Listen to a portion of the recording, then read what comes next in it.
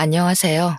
저는 황당한 사건을 겪고 한동안 일에 매진해 살다가 이제서야 주위를 둘러보고 여유를 갖게 된 40대 여자입니다. 저의 이야기는 제 인생에 가장 큰 굴곡이 있었던 시점이라고 해도 무방할 만큼 저에게는 너무나도 힘든 사건이었습니다.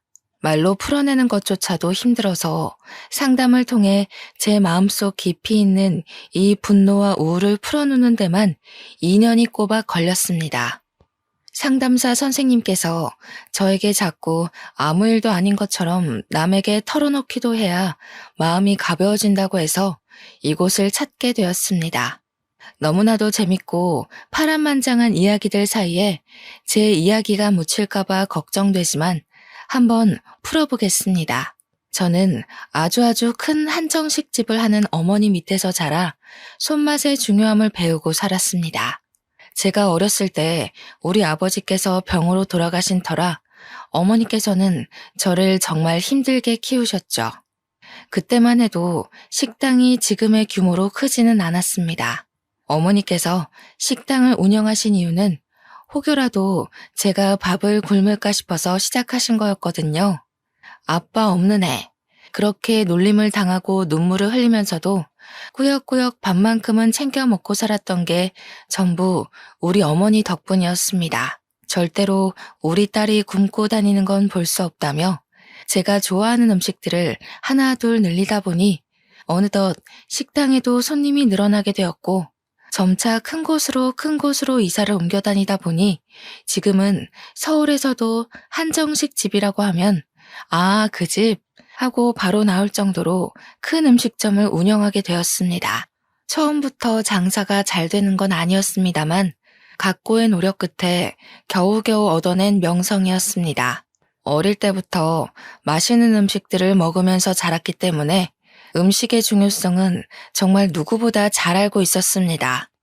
하지만 사춘기에 접어든 나이에 음식 장사를 하는 어머니가 매번 좋을 순 없었죠. 늘 어머니는 가게를 운영하느라 바빠야만 했고 저는 공부를 하느라 집에만 있어야 했거든요. 집에서 엄마가 차려준 간식을 먹으면서 공부를 했다는 친구들이 그렇게 부러울 수가 없었습니다. 저는 늘 집에서 혼자 엄마가 차려두고 간 저녁밥이나 데워 먹으면서 공부를 해야 했습니다. 그때는 그 저녁밥 차리는 게 그렇게 힘든 일인지도 모르고 매일같이 투정만 부려댔습니다. 엄마는 왜 맨날 바쁘냐고 그렇게 돈을 벌어야 했던 집안의 생계를 책임져야 했던 어머니의 가슴에 비수를 꽂는 날이 늘어났죠. 어머니께서는 저의 그런 투정에도 늘 변함없이 식당을 지키셨습니다.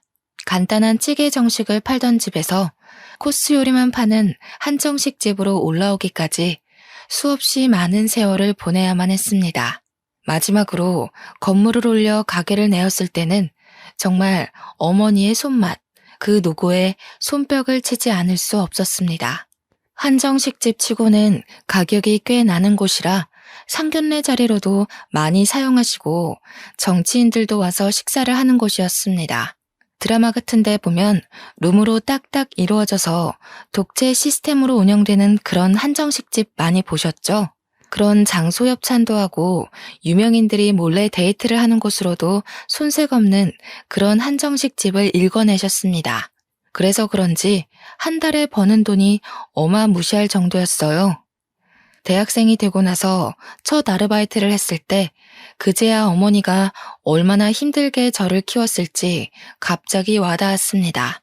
고작 한 달에 70만 원 벌기가 이렇게나 힘든데 우리 어머니는 그 돈 벌어서 저를 대학까지 보냈으니까요. 대학을 졸업하는 순간까지 어머니께서 힘들게 번 돈을 허투루 쓰지 않기 위해 저는 정말 많은 노력을 했습니다. 제가 대학 다닐 때 정말 공부만 하고 살았었는데 그래서 그런지 친구들과 어울려 술을 먹거나 클럽을 간 적도 없었습니다. 친구들이 별로 없는 것도 한몫이긴 했죠. 대학에서 제 별명은 책이었습니다. 늘 책이 있는 곳에 제가 있다는 말이 와전되어 별명으로 자리 잡은 거였죠. 그런 저에게도 딱 한 명의 친구가 있었는데 조별 과제를 하다가 알게 된 저와 아주 비슷한 성향의 친구였습니다.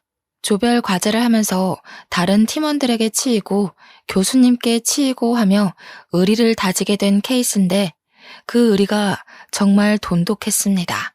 대학을 졸업하는 순간까지도 붙어 다니면서 불도저처럼 과제를 해냈거든요. 그런 저의 단짝에게 어렸을 때부터 친하게 지냈다던 동네 친구가 하나 있었는데 다른 과에 진학하여 마주할 일이 별로 없었습니다.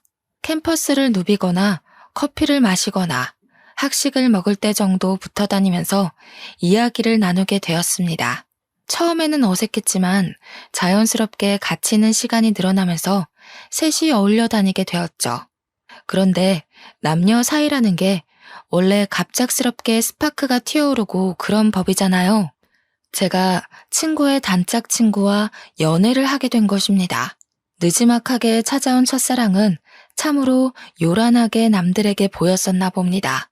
캠퍼스 커플이라는 특성상 학교 내에서 모르는 사람이 없을 정도였어요.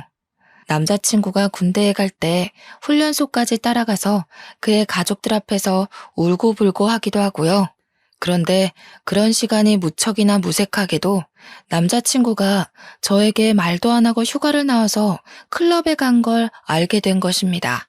클럽만 갔으면 잔소리 좀 하고 말았을 텐데 거기서 여자를 만난 걸 제가 알게 되었고 우리는 헤어지게 되었습니다.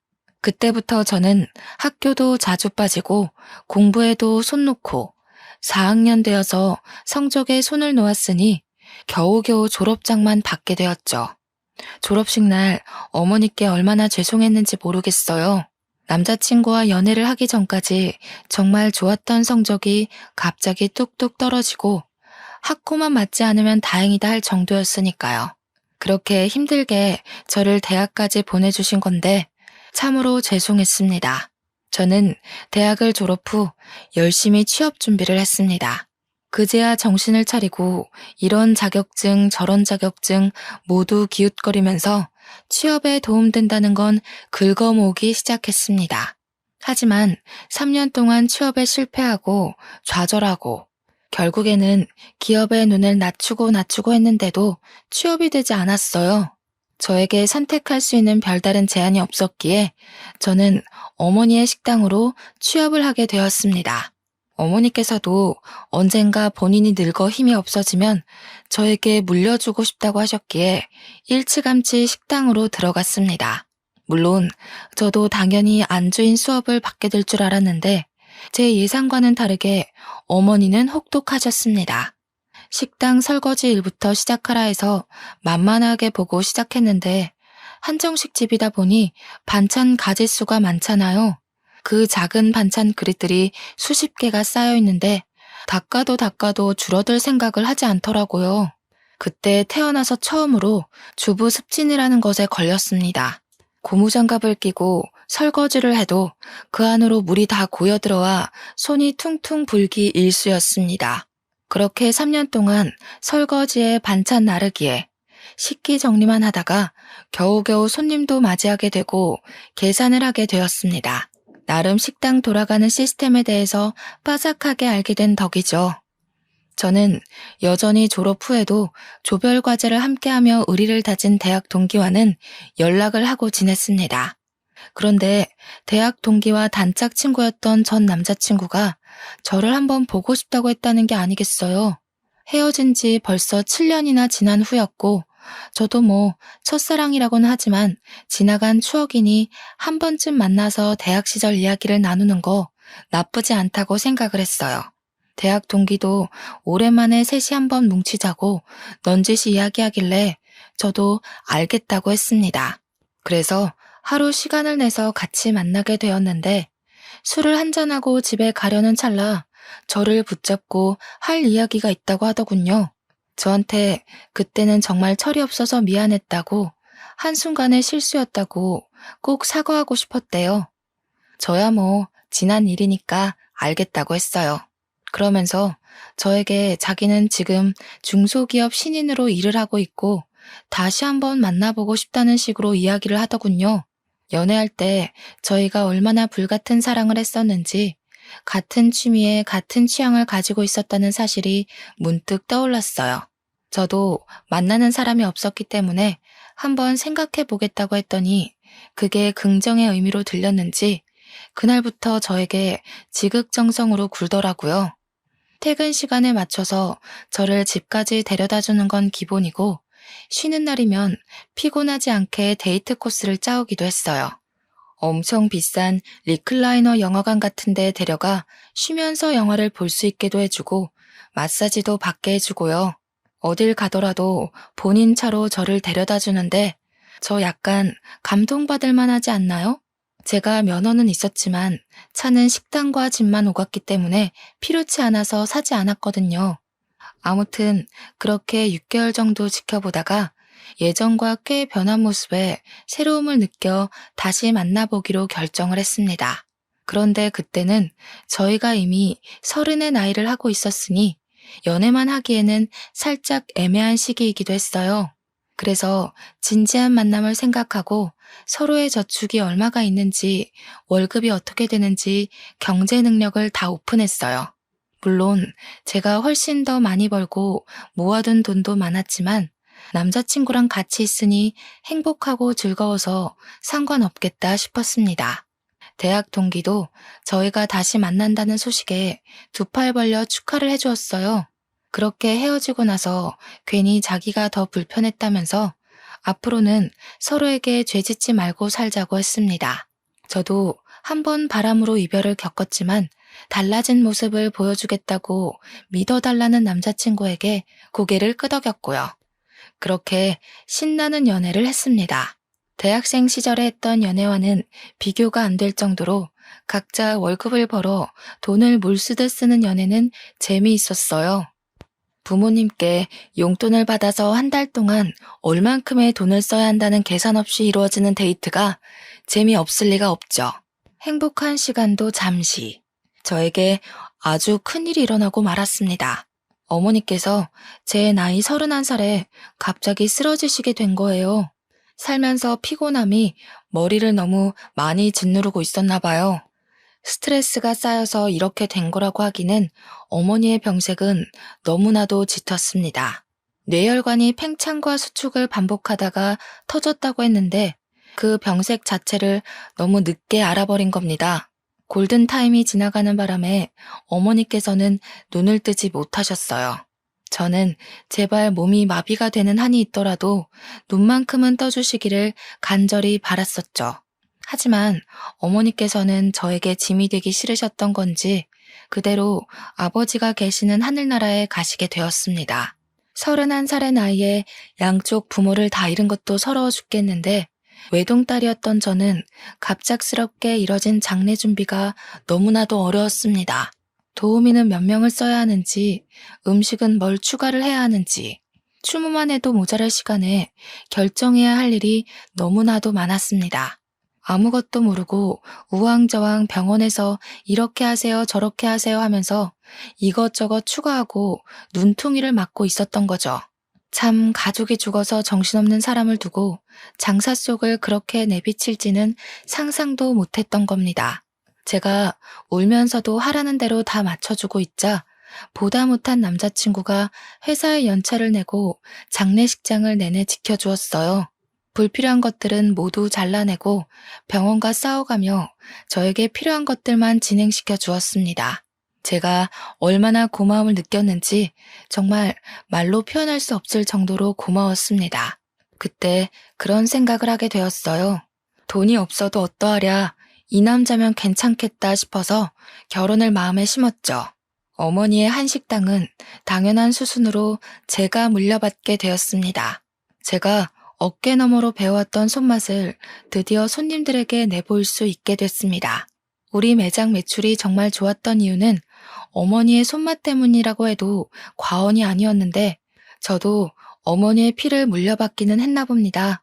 제가 만든 음식도 선대 사장의 맛이 난다면서 단골분들이 정말 좋아하셨어요. 혹여라도 맛이 바뀔까봐 걱정했는데 괜한 기우였다면서 저에게 장하다고 칭찬도 많이 해주셨고요. 이제는 2대째 운영이라는 편말이 붙으니까 오랜 단골 손님들이 저에게 잘해보라면서 용돈도 찔러주고 가셨어요. 이 모든 것이 우리 어머니께서 읽어내신 건데 그럴수록 제 마음의 그리움은 커져만 갔습니다. 그렇게 1년을 더 힘내서 운영을 하다 보니 정확하게 어떤 식으로 운영을 해야 고객 만족도가 더 높은지 알겠더라고요. 아무리 그래도 우리 어머니께서는 옛날 분이셔서 변화를 조금 두려워하셨거든요. 저는 고객 만족도를 높이기 위해 발로 뛰었고 틈틈이 레시피와 인테리어를 손보면서 젊은 고객층들에게도 사랑받을 수 있는 식당으로 운영을 했습니다. 저는 완벽하게 식당 안주인으로서 자리를 잡았고 늘어나는 매출을 보며 직원들에게 더 많은 장려금을 지급했죠. 직원들도 만족하고 고객들도 만족하고 저 역시도 어머니를 그리워하며 식당이 더욱 번창하는 것을 꿈꾸었습니다. 그때쯤 남자친구는 회사를 그만두고 싶다는 고민에 깊이 빠져 있었어요. 알고 보니 남자친구네 회사가 급 성장을 하면서 인력 보충이 필요한 시기였는데 월급이 더 많은 직원에게 나가는 것이 싫었던 사장이 직원들을 갈아내고 있었더라고요. 더 많은 실적을 요구하면서 월급 인상은 없으니 당연히 직원들의 사기가 떨어지고 있는 시점이었던 거죠. 남자친구 역시 매일같이 상사에게 시달리면서 정작 월급은 이전과 다를 바가 없으니 다른 회사로 이직하고 싶다고 생각했던 겁니다. 그래서 저는 솔직하게 남자친구에게 이야기를 했어요. 회사에서 스트레스 받으면서 고생하지 말고 저와 결혼해서 같이 식당 일을 하는 게 어떻겠냐고요. 저에게는 나름 용기 있는 고백이기도 했고 사실 저희 가게 매출만 생각하면 남자친구가 절대 거절할 처지가 아니긴 했거든요.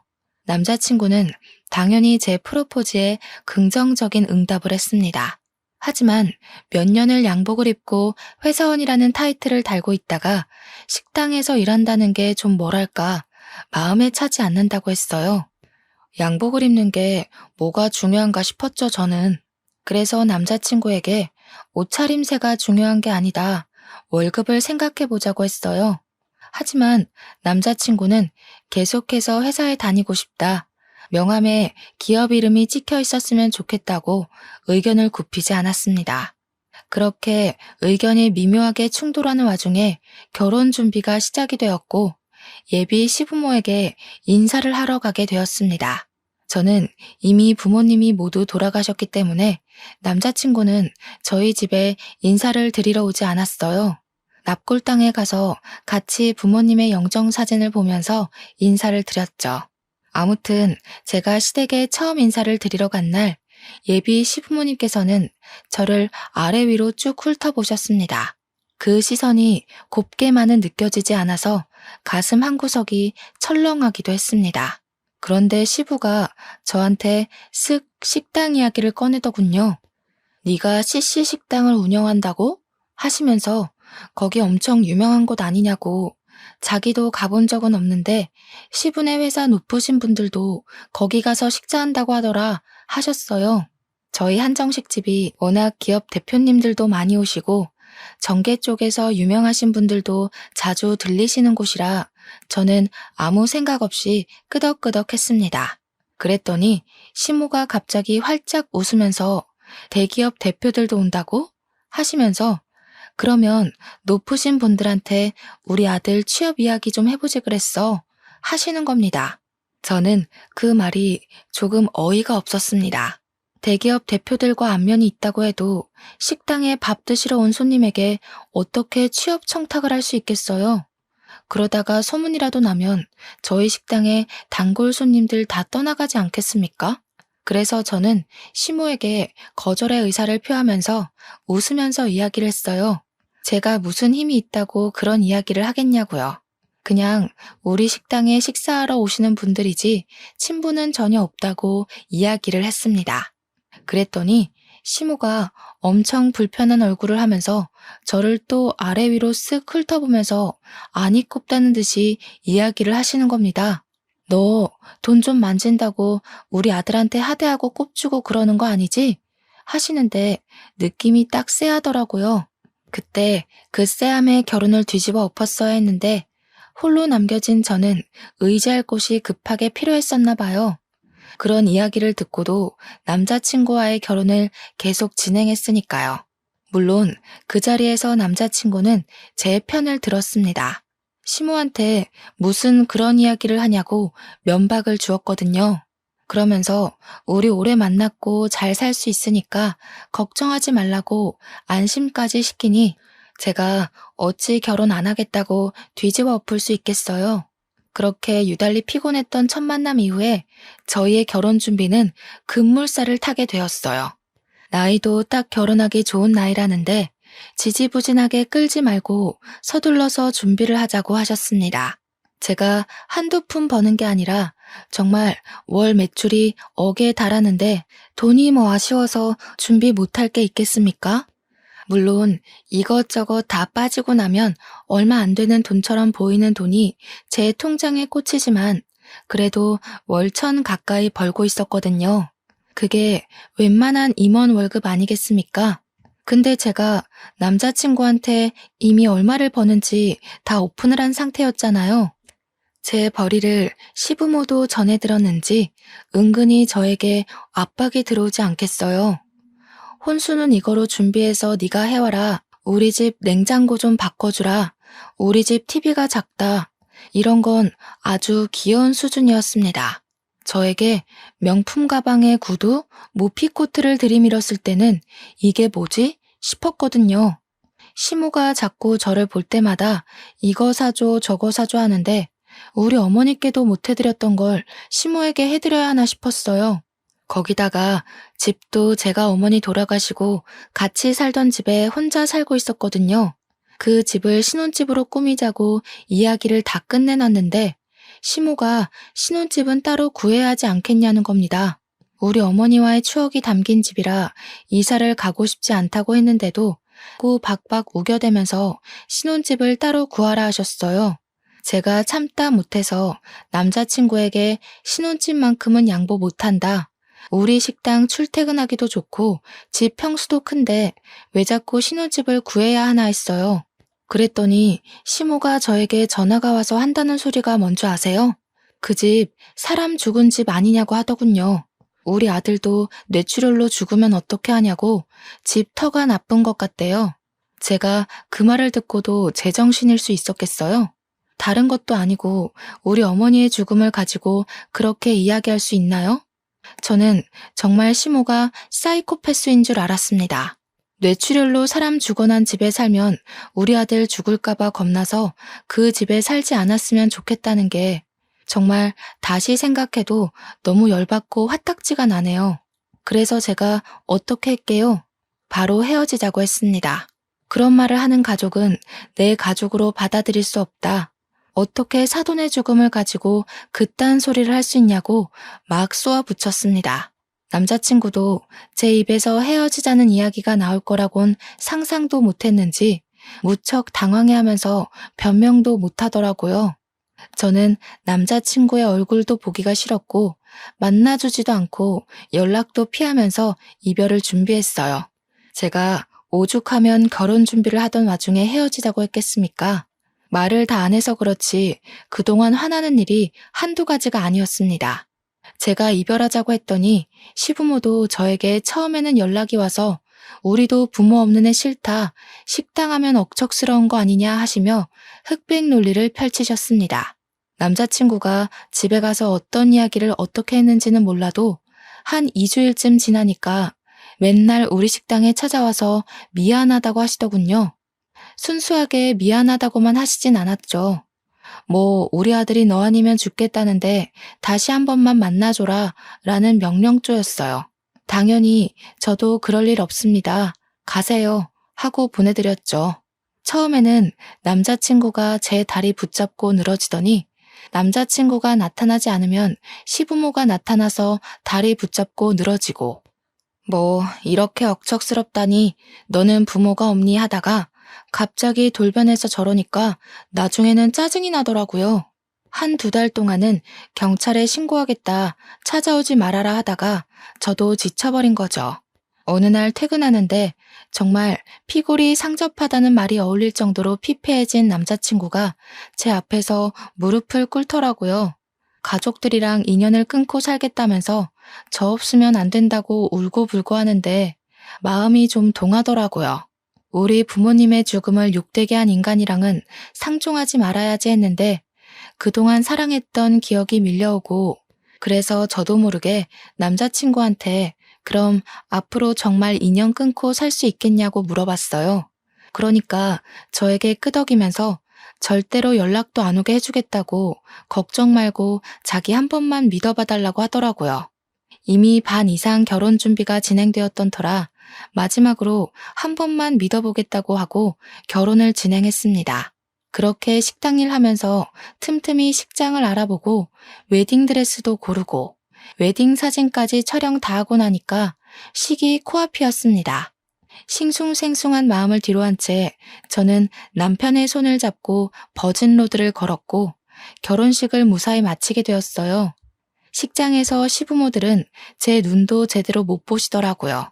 평생 그렇게 저를 불편해 해주십사 요청을 드리고 신혼여행도 잘 다녀왔습니다. 제 식당 명성에 맞게 번쩍번쩍하게 돈을 처발라가면서 온갖 손님들을 다 초대해서 결혼식을 올렸거든요. 심지어 저희 단골 손님들 중에 유명하신 기업인들께서 혼주석에 앉아주시겠다고 할 정도로 제 기가 눌리면 안 된다고요. 주변에서 저를 엄청 신경 써주신 따뜻한 결혼식이었어요. 시부모도 저희 측 손님들을 보시고는 조금 놀란 눈치였습니다. 혹여라도 남편의 취업 청탁이라도 할까봐 조금 긴장되기도 했지만요.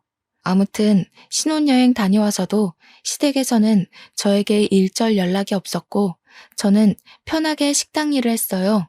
명절이 다가와서 어떻게 해야 하나 하고 있는데 남편이 저에게 갈 필요 없다고 하더라고요. 명절 당일에서야 자기 혼자 시댁에 쓱 갔다 오는 걸로 명절은 마무리가 되었어요. 저도 어차피 우리 부모님에 대해 그렇게 말했던 사람들의 얼굴을 보면서 하하호호 웃으며 식사하기가 좀 싫었거든요. 거기다가 명절이 되면 저희 식당이 쉴 틈 없이 엄청나게 바쁘기도 하고요. 명절 당일 하루 쉬지만 앞뒤로 예약이 꽉꽉 찰 정도로 바쁜 식당이니 직원들만 두고 제가 시댁에 가기도 좀 뭐하잖아요. 우리 어머니께서도 명절에 단 하루도 쉼없이 바쁘게 사셨던 분이셨고요. 그래도 동방예의지국에서 며느리로 맞이하는 첫 명절인데 그냥 넘어가긴 또 마음이 그래서 전화는 드렸어요. 명절에도 식당 일이 바빠서 방문은 못할 것 같으니 생신 때 제대로 챙겨드리겠다고 했습니다. 그때까지도 결혼한 지 얼마 안 된 시점이기에 저에게 지은 죄가 있으셔서 그런지 알겠다고만 하셨습니다. 물론 남편도 시부모한테 잔소리를 엄청 퍼부었던 것 같긴 했어요. 한 2년 동안은 아무 탈 없이 행복한 신혼을 보내면서 잘 살고 있었습니다. 남편은 결혼하고 1년 동안 재취업 준비를 해보겠다고 하더니 여전히 볼품은 없지만 중소기업에 취업해서 월급도 꼬박꼬박 가져오고 있었고요. 우리도 서로의 생활에 익숙해진 시점이라 슬슬 아이를 가져볼까 하고 생각을 하고 있었습니다. 그전까지는 저도 상황이 어떻게 될지 모르고 또 시부모님이 언제 돌변하실지 몰라서 피임을 하고 있었거든요. 사실 부부라는 게 그렇잖아요. 아이가 들어서야 진정한 가족을 이루는 그런 느낌. 요즘 젊은 사람들은 딩크족이다 뭐다 해서 아이를 갖지 않기도 하지만요. 저는 뭔가 내 가족을 이루려면 아이가 있어야 한다는 생각이 뼛속 깊이 자리 잡고 있었어요. 그래서 남편에게도 은근히 가족 구성원에 대해 이야기하면서 아이를 가지고 싶다는 의사를 내비쳤죠. 이제는 남편도 돈을 벌어오고 저는 정말 완벽하게 제 식당을 운영하고 있었기 때문에 지금 시기가 딱 좋다고 생각했습니다. 임신 준비를 하기 위해 피임약 복용을 중단하고 각종 영양제를 챙겨 먹으면서 몸의 회복을 기다리고 있었어요. 그런데 말이죠.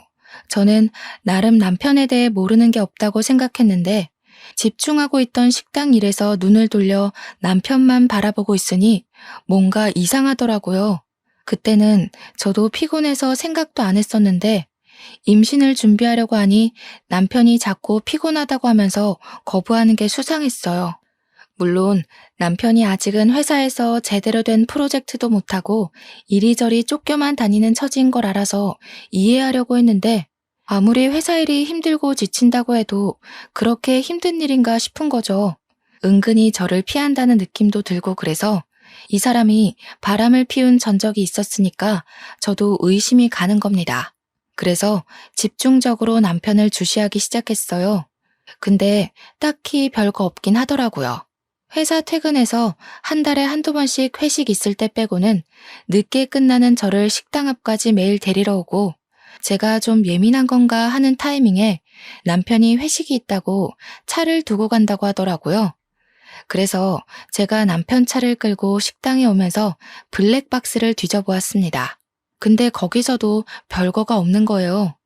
그냥 날짜별로 시간대별로 정리가 된 블랙박스들만 있었어요. 기록을 뒤져봐도 여자 같은 건 보이지 않았고요. 듬성듬성 비는 시간이야 차량 시동 꺼두면 꺼지니까 출퇴근 시간은 다 잘 찍혀 있었고요. 저는 순간 저에게 의부증 같은 게 생긴 건 아닌가 진심으로 고민도 했었습니다. 그러던 어느 날 주말 남편이 뜬금없이 대학 동창들을 만나러 간다고 하는 겁니다. 누구를 만나냐고 물어보니 남편이 과 동기들 이름을 대는데 저는 잘 모르는 친구들이었어요. 제가 은근히 웃으면서 너 동창들 만나러 간다고 해놓고 다른 데 가는 거 아니지? 하니까 허둥지둥 대면서 아니라고 하더라고요. 우리 단짝 친구 이름을 대면서 걔도 온다고 하길래 아 그래? 하고 말았습니다. 술에 완전히 취해 들어왔길래 다음날 아침에 해장국 끓여주고 친구도 숙취에 좀 시달리겠다 싶어서 전화를 걸어 오랜만에 안부를 물었어요. 어제 술 많이 마셨냐고 하니까 술 안 마셨다고 하더라고요. 그래서 동창들 만났는데 술을 안 마셨어? 하니까 자기는 집에 있었대요. 그래서 남편에게 바로 말을 했죠. 걔는 어제 집에 있었다던데? 하니까 뭐 오겠다더니 안 온다고 말 바꾸더라 하면서 어물쩍 넘어가더라고요. 그래서 딱 말했어요. 어제 동창 모임 없었지? 너 혹시 바람 피우니? 이렇게요. 죽어도 아니라고 이야기하는데 저도 증거가 없어서 일단은 남편의 행적을 지켜보기로 마음먹었습니다. 행동 하나하나를 지켜보는데 평소랑 크게 다를 바가 없긴 했어요. 그래도 쉽게 의심을 버리지는 않았습니다. 저희가 원래 서로 휴대폰에 비밀번호를 걸어두고 신경을 쓰지 않고 지냈거든요. 그런데 바람의 기본은 휴대폰 아니겠어요? 남편이 씻으러 간 사이에 비밀번호를 대충 유추해서 이것저것 눌러봤는데 하나도 맞질 않더라고요. 휴대폰만 뒤지면 뭔가 나올 것 같은 기분에 저는 남편이 잘 때까지 기다렸다가 지문 인식을 통해서 비밀번호를 풀었습니다. 순간 고민도 많이 되긴 했어요. 판도라의 상자를 열어버린 느낌이 들더라고요. 이 사람이 정말 바람을 피운 거면 난 어떻게 해야 할까 하는 생각에 볼까 말까 고민이 되었습니다. 하지만 남편이 바람을 피운다고 하면 저도 같이 살 이유가 없는 거나 마찬가지 아니겠어요? 이혼까지도 생각을 하고 결단을 내렸고 저는 그 판도라의 상자를 열어 천천히 살펴보기 시작했습니다. 남편의 문자를 막 뒤지고 있는데 어느 대학병원에서 온 문자가 엄청 많은 게 아니겠어요? 카드 내역을 살펴보는데도 병원 내에 있는 카페에서 찍힌 영수증 문자가 많이 있었어요. 커피 사 먹은 거, 샌드위치 사 먹은 거. 저는 순간 남편 회사가 병원에 뭐 납품하는 회사였나 싶어서 곰곰이 생각을 해봤죠.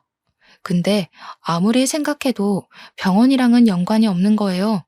순간 머릿속에 스치는 생각이 하나 있었습니다. 바로 시부모님이었어요. 혹시 시부모가 어디 아파서 병원에 입원은 한 게 아닌지 싶었던 거죠. 저와 정말 연락을 하나도 하지 않고 살고 있었기 때문에 저에게 입원한 걸 비밀로 하신 건가 싶었습니다. 달력을 확인해보니 곧 시모의 생일이 다가오고 있기도 해서 저는 다음날 눈을 뜨자마자 시모에게 전화를 걸었어요. 다음 주에 생일이신데 어떻게 하실 거냐고. 뭐 드시고 싶은 거 있냐고 살갑게 물어보니 뭐 할 거 없다고 하시더군요. 왜요? 하니까 자기 좀 쉬고 싶다고 이번에는 그냥 넘어가자 하시고는 전화를 황급히 끊으셨습니다. 결혼 3년 만에 처음으로 있는 일이었어요. 매번 생일 때마다 저에게서 뭐 하나 더 뜯어먹으려고 준비하시던 분들이셨거든요. 그래서 혹시 어디 아프시냐고 물어보니까 나이 들면 다 그런 거지 하면서 그냥 이렇게 넘어가시더라고요. 어디가 아프면 저한테 솔직하게 이야기해주면 좋으련만. 그래서 남편이 병원 갔다 온 흔적을 봤다고 했어요. 솔직하게 말해달라고 하니까 갑자기 정색을 하시면서 넌 알 거 없다 하고 끊으시는 거예요. 너무 당황스럽잖아요. 수상하기도 하고요. 그래서 남편에게 이야기를 했습니다. 내가 모르고 있는 게 뭐냐고. 도대체 병원은 왜 간 거냐고 물어봤어요. 시모가 어디 아픈 건 아니냐. 생일 때는 왜 만나지 말자고 하냐. 이렇게 막 따져 물으니까 저한테 병원 간 건 어찌 알았냐고 화를 내는 겁니다. 얼굴이 정말 썩은 채로 어떻게 알았어? 하길래 문자 좀 훔쳐봤다 하니 그걸 왜 보냐고 성질을. 아니 병원에 누가 있는데 숨기냐고 캐물으니까 말은 안 해주고 방으로 들어가서 문 닫고 자버리더라고요. 너무너무 수상해서 다음날부터 제가 매니저에게 가게를 잠시 맡기고 남편 회사 앞에서 몰래 잠복을 했어요. 택시를 하나 하루 통으로 빌려서 남편 뒤를 쫓았는데 남편이 회사에서 일찍 나와 병원으로 가는 게 아니겠습니까? 그래서 몰래 내려서 뒤를 티 안 나게 밟았습니다. 어느 병실 앞에서 남편이 피곤한 듯한 표정을 짓고 들어가려고 하는데 시모가 딱 병실 앞에 나와서 남편을 맞이하더라고요. 근데 시모가 병원복을 입고 있지 않았어요. 시부가 아픈 건가? 그럼 나를 왜 속인 거지? 싶어서 남편이 병실에 들어가는 걸 확인하고 저도 뒤따라서 그냥 병실에 들어갔습니다. 문을 딱 열고 들어가니까 남편이 웬 4~5살 되어 보이는 꼬마애를 무릎에 앉혀놓고 있고 시모는 웬 여자한테 물을 먹이고 있었어요. 피부도 거무죽죽하고 머리도 다 빠져있는 여자를 보고 처음 보는 얼굴이라 이게 누구야? 하는 표정으로 남편을 바라봤죠. 제가 병실에 들어가는 순간부터 얼음이 되어버린 남편과 시모를 보고 저는 어리둥절했습니다. 근데 그 아파서 다 죽어가는 여자도 저를 보고 완전 동공지진이 나더라고요. 이게 무슨 상황이지 하고 있는데 남편 무릎에 앉아있던 남자애가 남편에게 폭 안기더니 이런 말을 하더라고요. 아빠, 저 사람은 누구야? 아빠? 아빠? 저는 진짜 그대로 뒤로 넘어가는 줄 알았습니다. 내 남편에게 아빠라고 부르는 저 아이는 뭐고 그럼 누워있는 저 여자는 뭐지? 하는 생각 때문에요. 시모가 저한테 정말 놀래서 여긴 어떻게 나타났냐고 벌벌 떨면서 물어보더라고요. 마치 귀신 보듯이 저를 바라보는데 남편도 똑같은 얼굴로 저를 보고 있었고요. 이게 다 무슨 일이야? 아빠라니? 저 여잔 누구고 당장 말 못해? 제가 소리를 꽥 지르니까 남편이 저를 끌고 나와서 이야기를 하자고 했어요.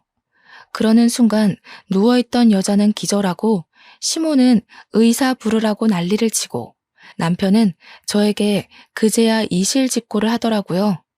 알고 보니 저랑 헤어져 있던 그 잠깐 사이에 그러니까 결혼 준비하다가 엎어진 그 잠깐 사이요. 그때 술을 먹고 술김에 하룻밤을 같이 보낸 여자인데 그 여자가 단 하룻밤에 임신을 했다고 나타났다는 거였어요. 우리가 결혼 날짜를 다 잡아둔 상태에서 나타나 애를 지우라고 병원에 같이 가게 되었는데 그때 암을 발견했대요. 애를 낳고 항암 치료를 시작해서 괜찮아진 줄 알았는데 바로 재발하는 바람에 오늘 내일 한다면서 저는 이 이야기를 듣고도 꿈인가 생시인가 구별이 가지 않았습니다. 그런데 남편이 하는 말이 가관이더군요. 저 여자가 오늘 내일 하는데 보험금은 타야 하지 않겠어? 보험금 수익자를 내 이름으로 해두었거든. 아무래도 애가 있으니까. 그것만 해도 수억이야, 수억. 보험금 타면 사업할 계획도 다 짜놨단 말이야. 저는 남편이 사람 새끼로 보이지 않았습니다. 이거 미친 새끼 아니야? 당장 이혼해. 보험금 타면 좋은 거지. 무슨 이혼이야. 야, 그러면 애는 어쩔 건데. 나보고 지금 남의 새끼 데려다 키우라는 거야, 뭐야? 애는 고아원으로 보내면 돼. 저는 진짜 사이코패스 검사라도 받게 하고 싶었습니다. 한창 실랑이를 벌이고 있는데 시모가 나와서는 남편 말에 힘을 실어주는 게 아니겠어요. 바깥일 하다 보면 남자가 한 번쯤은 한눈도 팔고 그럴 수 있는 게다. 그런 걸로 일일이 따지고 들면 피곤해서 어찌 살겠니?